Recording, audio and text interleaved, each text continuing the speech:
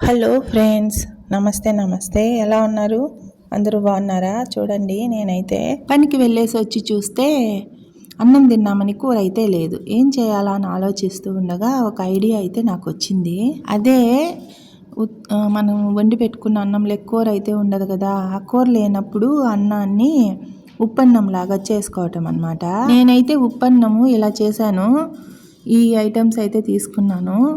చూడండి, ఎర్రగడ్డలు, పచ్చిమిరపకాయలు, అయ్యే అండి మన శనగ్గింజలు, ఆవాలు అలాంటివి.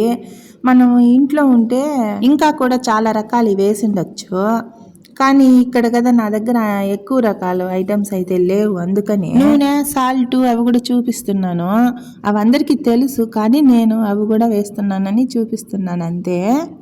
మళ్ళీ తర్వాత వండి పెట్టుకున్న అన్నము చూడండి ఎలా చేశాను. ఫస్ట్ గుండా పెట్టుకొని స్టవ్ పైన ఆ గుండా వేడెక్కినాక ఆయిల్ అయితే పోసాను. తర్వాత ఆవాలు, జీలకర్ర అలాంటివన్నీ వేసేసాను. మనం ఇంటికాడ అయితే బాగా చేసుకోవచ్చు అన్నీ వేసుకొని. ఈ ఉప్పన్నం అయితే మా పిల్లలకి చాలా అంటే చాలా ఇష్టము.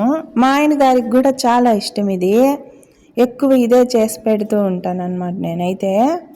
మా పిల్లలకు కూడా లంచ్కి ఎక్కువ క్యారియర్కి స్కూల్కి వెళ్ళేటప్పుడు ఈ ఐటమే చేసి పెట్టేదాన్ని. ఈరోజు నాకు ఆకలి మీద ఇది గుర్తొచ్చింది. అందుకని ఇది ఈజీగా అయిపోతుందని పనికి వెళ్ళేసి వచ్చి ఈ ఐటెం అయితే నేను చేసుకున్నాను. ఇది చాలా ఈజీగా అయ్యే ఐటెము, అలాగే చాలా రుచిగా ఐటెం కూడా. చూడండి, చాలా ఈజీగా ఉంటుంది, చాలా రుచికరంగా కూడా ఉంటుంది. ఇది మీరు కూడా చేసుకొని అయితే తినండి. కానీ చిన్నపిల్లలకు చేసేటప్పుడు ఒక పచ్చిమిరపకాయ మాత్రం వేసుకోండి.